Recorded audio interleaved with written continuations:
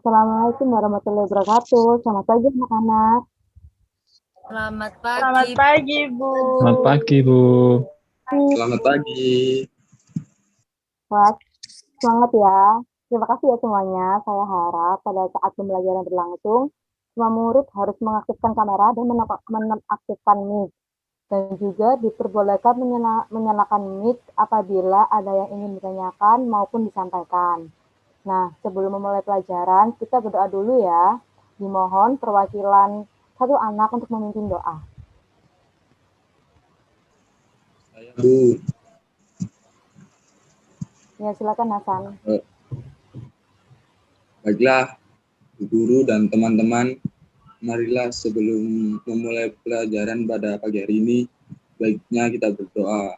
Berdoa menurut keyakinan masing-masing. Berdoa dimulai. Berdoa selesai. Nah, terima kasih ya Hasan. Bagaimana kabarnya? Sehat-sehat semua kan? Sudah sarapan belum? Belum, Bu. Sehat. Sudah, Bu. Sudah, Bu. Ya.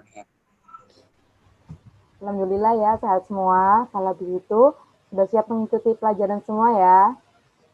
Iya, Bu. Siap, Bu. Iya, Bu.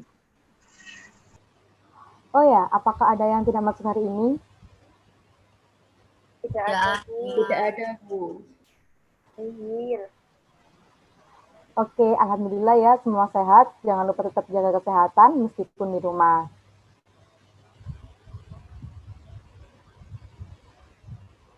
Nah, pada pertemuan kali ini, kita akan mempelajari materi yang berkaitan dengan KD 3.3 mengenai menganalisis sebaran dan pengelolaan sumber daya kehutanan, pertambangan, kelautan, dan pariwisata sesuai prinsip pembangunan berkelanjutan. Tapi sebelum memasuki KD 3.3, kita review sedikit ya. Ada yang masih ingat nggak di pertemuan kemarin kita membahas tentang apa? Saya, Bu. Saya masih ingat. Ya, Christina. Di pembahasan kemarin kita membahas tentang persebaran flora dan fauna, Bu. Ya, betul. Lalu, apalagi? Saya, Bu, mohon izin menambahkan. Ya, silakan Denny. Di pertemuan kemarin, kita membahas juga mengenai persebaran fauna di Indonesia yang terbagi oleh garis Wallace dan garis Weber. Pembagiannya di bagian barat disebut tipe asiatis, di sebelah timur garis Wallace disebut tipe peralihan, dan wilayah ini serta wilayah yang dekat dengan Australia dipisahkan oleh garis Weber. Sehingga sebelah timur garis Weber disebut tipe australis. Nah, tepat sekali. Jadi, ada 3 tipe fauna di Indonesia menurut pembagian wilayahnya, yaitu fauna tipe asiatis, peralihan, dan australis. Nah, kemarin kan sudah membahas mengenai persebaran dan macam-macam jenis flora dan fauna di Indonesia maupun dunia. Kalau pertemuan kali ini, kita akan membahas dari segi pengelolaan sumber daya sesuai pembangunan berkelanjutan. Nah, sumber daya yang dimaksud di sini itu ada kehutanan, pertambangan, kelautan, dan pariwisata. Yang sebentar lagi akan kita bahas. Nah, saya kira untuk materi minggu kemarin sudah paham semua ya. Ya, Bu. Paham. Sudah, Bu, paham. Baik, paham, Bu. Iya, jadi saya akan menginformasikan untuk teknik penilaian pada pertemuan hari ini akan diambil dari penugasan individu. Tugas akan diberikan di akhir pertemuan. Oke, Bu. Sehingga Siap. Ibu akan mempersiapkan PowerPoint-nya. Nah, sumber daya alam. Apa sih sumber daya alam itu? Sumber daya alam merupakan semua kekayaan biotik maupun abiotik yang berada di permukaan bumi dan dapat dimanfaatkan untuk memenuhi kebutuhan makhluk hidup.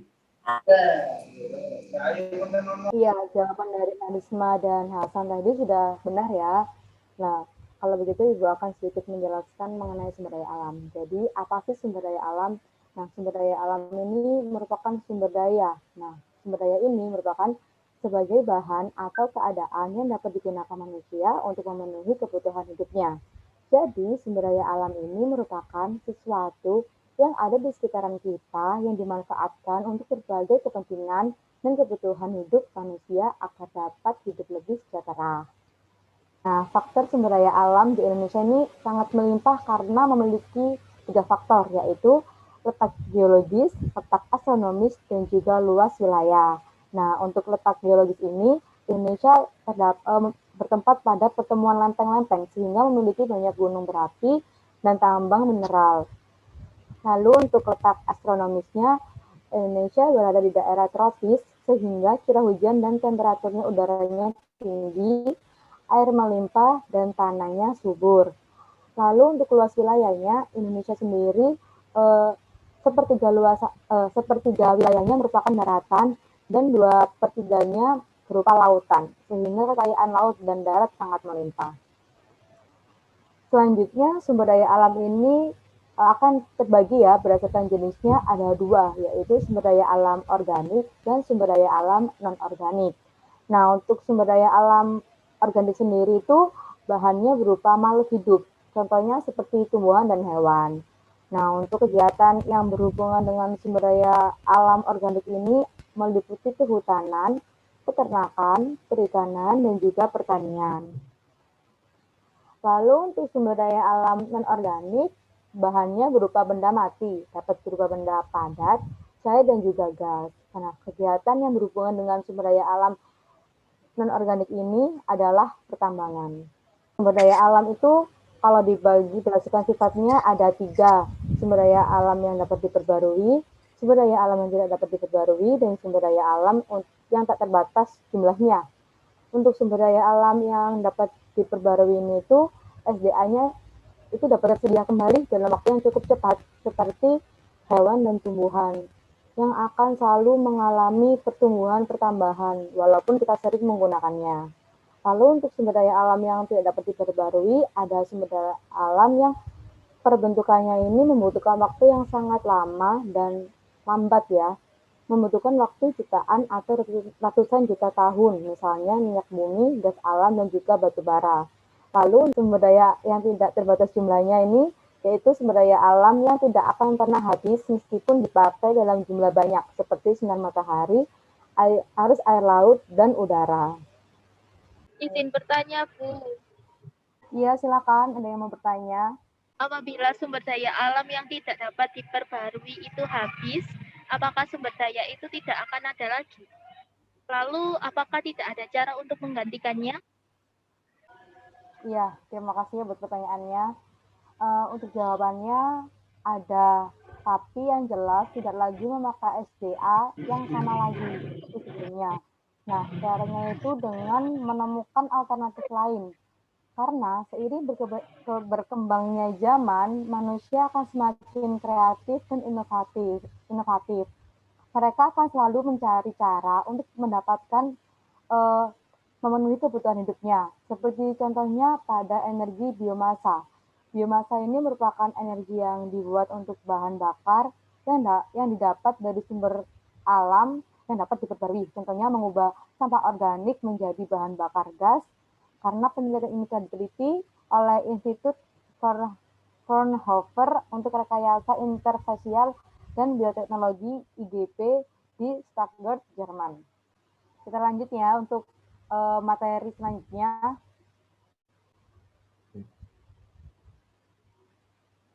Baik, saya akan menjelaskan materi selanjutnya dari Ibu Lala. Sumber daya alam berdasarkan habitatnya. Sumber daya terestris atau daratan merupakan SDA yang berhubungan dengan tanah sebagai lahan untuk berbagai aktivitas penduduk. Skala sumber daya yang berasal dari darat. 2. Sumber daya akuatis atau perairan. SDA yang berhubungan dengan laut, sungai, danau, air tanah, air hujan, dan lain-lain. Selanjutnya, sumber daya alam berdasarkan kegunaannya. Sumber daya alam sebagai penghasil bahan baku. Sumber daya alam yang dapat digunakan untuk menghasilkan benda atau barang lain sehingga nilai gunanya menjadi lebih tinggi. Contoh, hasil hutan sebagai bahan baku pembuatan mebel, meja, atau kursi. Sumber daya alam sebagai energi. Sumber daya alam yang dapat menghasilkan atau memproduksi energi untuk kepentingan umat manusia di muka bumi. Contoh, gelombang laut, panas bumi, arus air sungai, sinar matahari, minyak bumi, dan gas bumi. Baik, selanjutnya.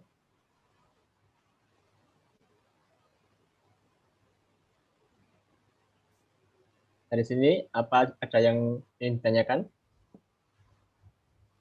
Kalau tidak, saya akan memberikan pertanyaan. Coba sebutkan apa saja contoh dari sumber daya alam yang dapat digunakan sebagai energi. Ada yang mau menjawab? Saya izin menjawab, Pak. Ya.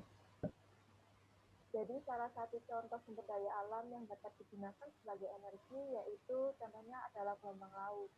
Jadi gelombang laut itu Pak dapat dimanfaatkan untuk pembangkit listrik. Energi panas bumi juga dapat dimanfaatkan untuk sterilisasi media tanam sayuran serta pengeringan hasil pertanian, perkebunan, dan juga perikanan. Seperti itu Pak. Terus, ada lagi? Saya ingin menambahkan, Pak.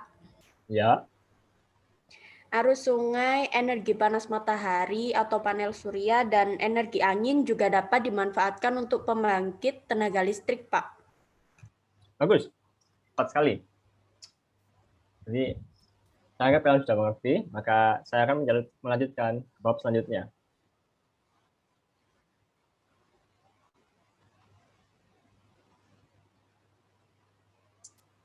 Sumber daya alam berdasarkan kegunaannya. Sumber daya buatan, hasil pengembangan dari sumber daya alam hayati ataupun non-hayati yang karena adanya intervensi manusia telah berubah menjadi sumber daya buatan. Contoh, waduk. 2. Benda cagar budaya atau BCB. Benda buatan manusia yang dianggap mempunyai nilai penting bagi sejarah, ilmu pengetahuan, dan kebudayaan. Contoh, Candi Borobudur dan Candi Prambanan. Selanjutnya,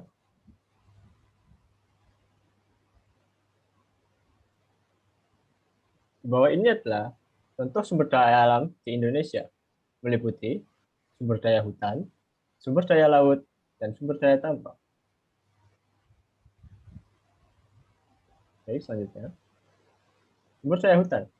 Hutan adalah suatu kesatuan ekosistem berupa hamparan lahan berisi sumber daya alam hayati yang didominasi oleh pepohonan dan persekutuan alam lingkungannya. Yang satu dengan lainnya tidak dapat dipisahkan. Hutan adalah salah satu modal dasar pembangunan.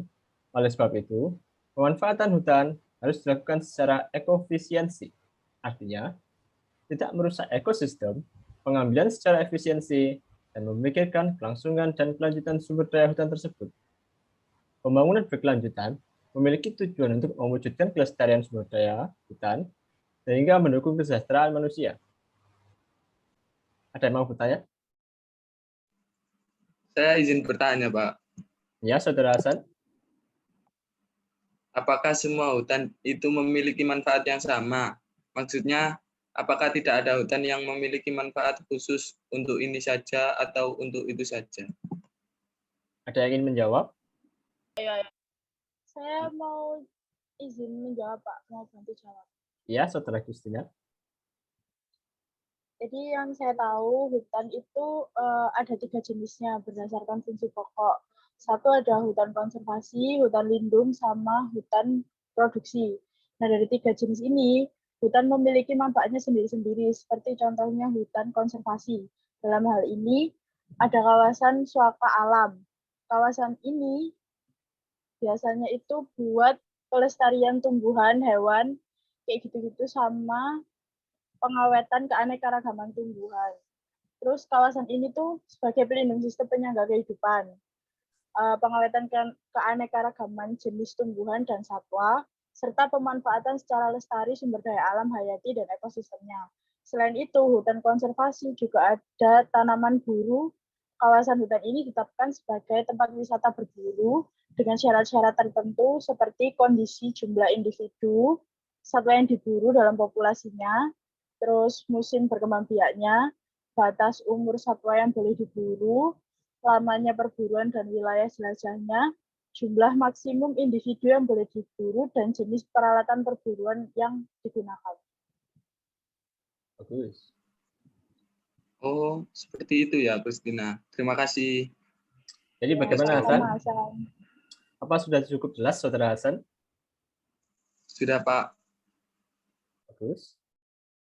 Oke, terima kasih untuk pertanyaannya Hansan, dan terima kasih untuk Saudara Kristina karena telah membantu menjawab. Saya akan melanjutkan ke bab selanjutnya.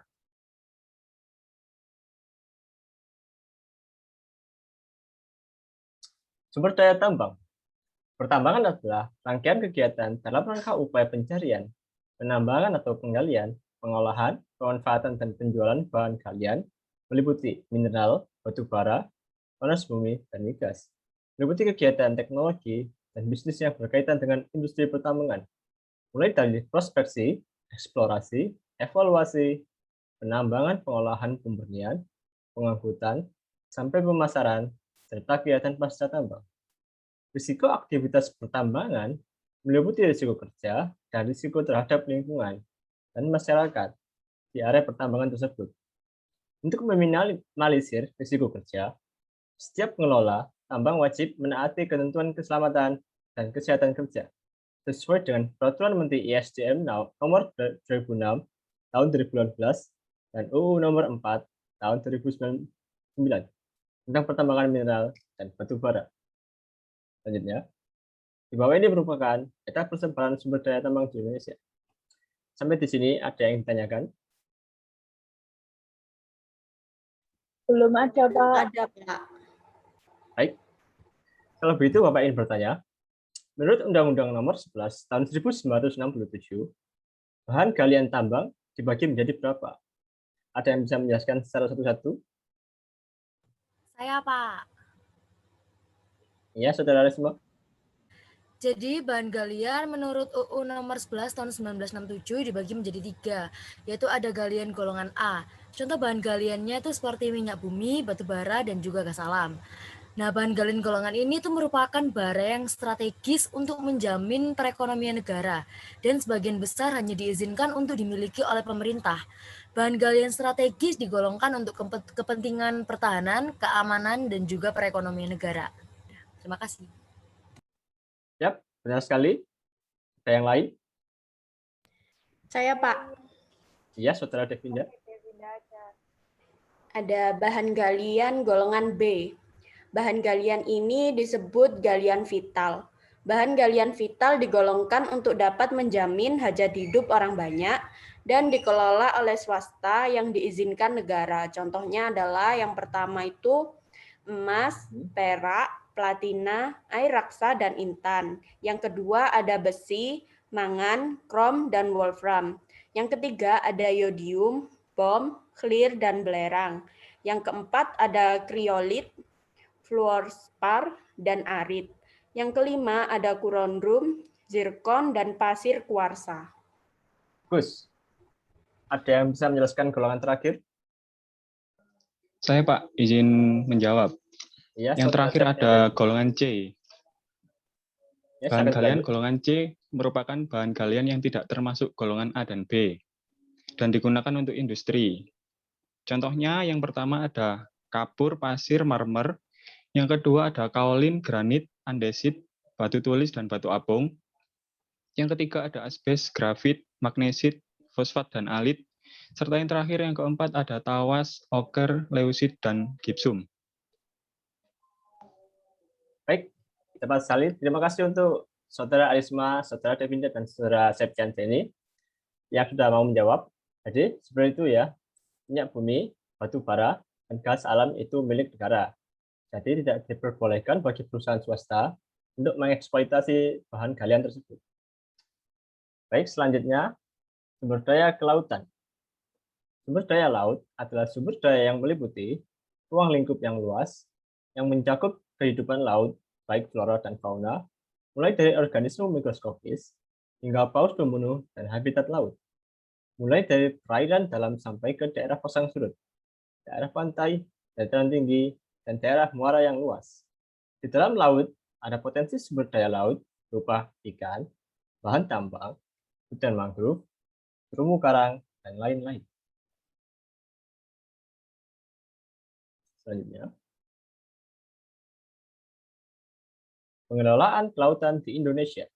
Secara umum, sumber daya kelautan terdiri atas sumber daya yang dapat pulih atau renewable resource, sumber daya tidak dapat pulih non-renewable resource, dan jasa-jasa lingkungan kelautan. atau environmental service.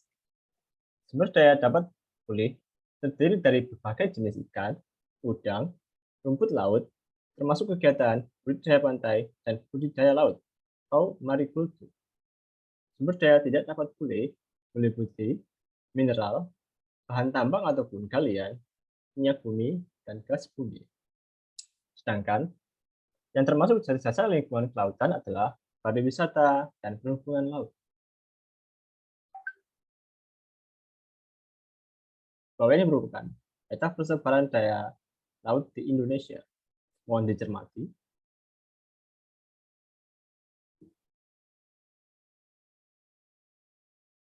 Oke, kita lanjut. Sumber daya pariwisata.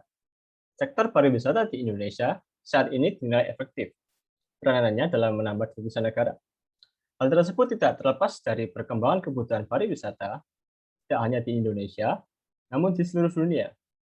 Sektor pariwisata mampu menghidupkan ekonomi masyarakat, baik di sekitar pariwisata, juga diposisikan sebagai sarana penting dalam rangka memperkenalkan budaya dan keindahan alam daerah terkait. Pariwisata selain bermanfaat bagi pendidikan kebudayaan dan sosial, juga mempunyai arti yang lebih penting dari segi ekonomi. Banyak negara di dunia menganggap pariwisata merupakan indispensable export atau barang dan jasa pelayanan kepariwisataan yang dapat memperkuat neraca pemasukan negara. Terakhir,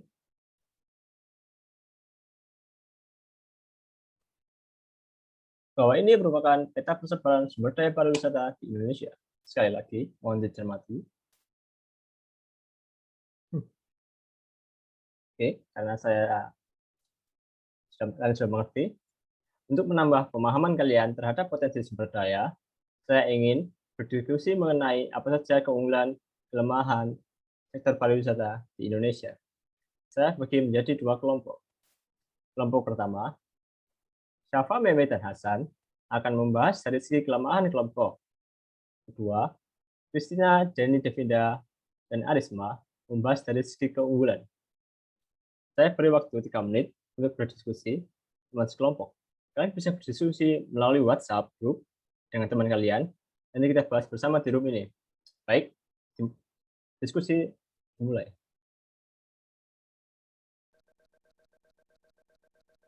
Oke, waktu berdiskusi sudah selesai. Boleh dari kelompok mana dulu yang ingin menyampaikan hasil diskusinya? Saya Bu. Ya, Arisma, silakan. Kelompok 2 boleh mengutarakan hasil diskusinya terlebih dahulu. Oke, jadi berdasarkan diskusi kami, yang pertama adalah mengenai daya saing harga. Berdasarkan laporan dari Travel and Tourism Competitiveness Index oleh World Economic Forum atau WEF 2015, Ratlan mengatakan Indonesia menempati peringkat ketiga dalam hal daya saing harga. Biaya pariwisata di Indonesia jauh lebih murah dari Singapura ataupun Thailand. Kalau bisa dipertahankan, ini akan menjadi daya tarik tersendiri. Jadi faktor lain yang bisa diunggulkan Indonesia tentunya adalah sumber daya alam yang menempati peringkat 19. Jadi di ASEAN, Indonesia hanya kalah dari Thailand yang bertengger di peringkat 6.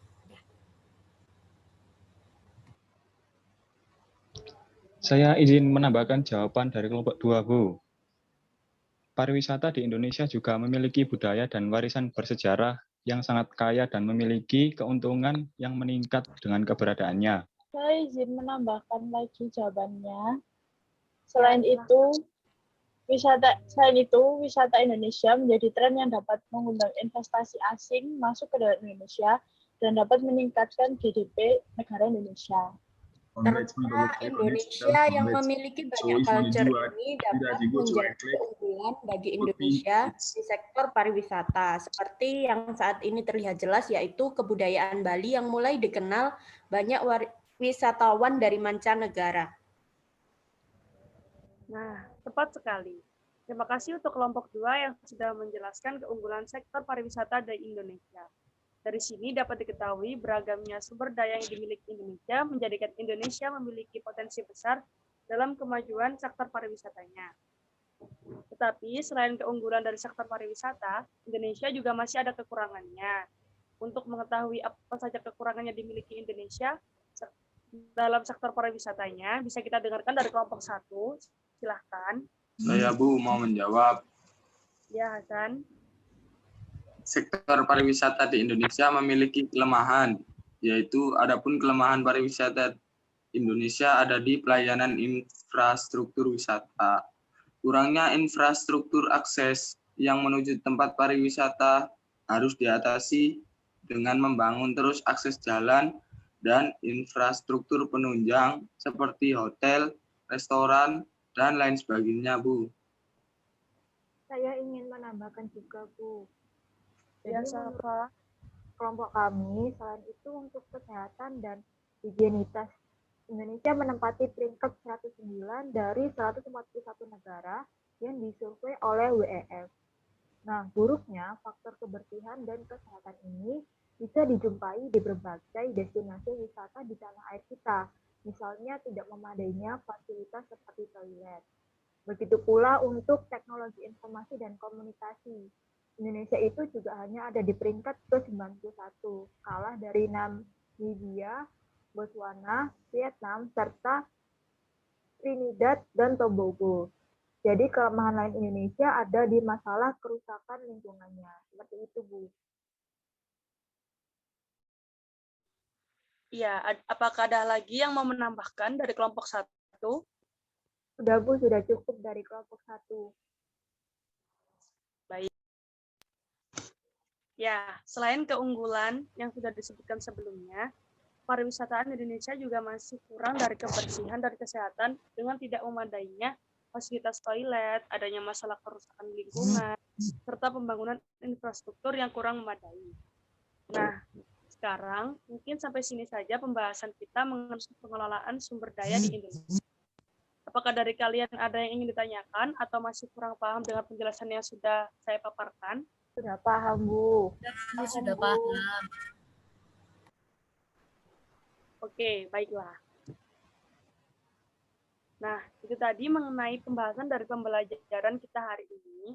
Saya beri kesempatan untuk siapa yang mau menyimpulkan apa saja butir-butir yang sudah kalian dapatkan dari materi yang kali ini. Siapa yang mau memberikan kesimpulan? Saya, Bu. Iya, Safa. Jadi pada hari ini kita dapat mempelajari macam-macam sumber daya alam, Bu. Seperti sumber daya alam yang dapat diperbarui, sumber daya alam yang tidak dapat diperbarui, dan juga sumber daya alam yang tidak terbatas jumlahnya. Jadi sumber daya alam dapat dimanfaatkan sebagai energi seperti energi listrik dengan memanfaatkan arus sungai, arus laut, energi panas, matahari, dan juga udara. Apakah ada yang mau menambahkan lagi? Saya ingin menambahkan, Bu. Iya, Christina. Selain itu, hari ini kita juga mempelajari jenis-jenis hutan berdasarkan fungsi pokoknya. Seperti hutan konservasi yang fungsi pokoknya adalah pengawetan keanekaragaman tumbuhan dan hewan. Lalu, hutan konservasi ini terdiri dari suaka alam, hutan pelestarian alam, dan taman buru atau kawasan hutan yang ditetapkan sebagai tempat wisata berburu. Selain itu, kita juga mempelajari mengenai macam-macam golongan bahan galian menurut Undang-Undang Nomor 11 Tahun 1967, Bu. Berdasarkan Undang-Undang Nomor 11 Tahun 1967, bahan galian dibagi menjadi 3 golongan, yaitu golongan A, B, dan C. Sudah, Bu. Lalu apakah ada lagi yang mau menambahkan? Saya ingin menambahkan, Bu. Ya, Risma. Jadi kita mempelajari sumber daya kelautan dan pariwisata, Bu, di mana secara umum sumber daya kelautan terdiri atas sumber daya dapat pulih atau renewable resource, sumber daya tidak dapat pulih atau non-renewable resource, dan jasa-jasa lingkungan kelautan atau environmental service. Dan sumber daya pariwisata yang tidak hanya bisa dijadikan untuk menambah devisa negara, tetapi juga bermanfaat bagi pendidikan, kebudayaan, dan juga sosial. Benar sekali, Arisma. Terima kasih untuk kesimpulannya, kita sudah membahas banyak sekali sumber daya yang ada di Indonesia.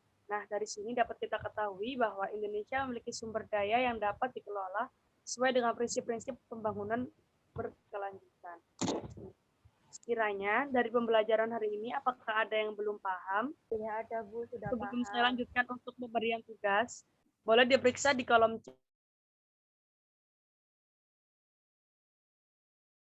untuk pertemuan minggu depan. Boleh dicek terlebih dahulu lembar kerja kepenugasannya. Dan kalau tidak paham bisa ditanyakan langsung di sini ya. Oh iya, itu tugasnya dikerjakan secara individu ya. Baik Bu, tugasnya sudah cukup jelas. Ya Bu, sudah cukup jelas Bu. Sudah jelas Bu. Baiklah kalau begitu. Cukup sampai di sini, sampai ketemu di pertemuan selanjutnya.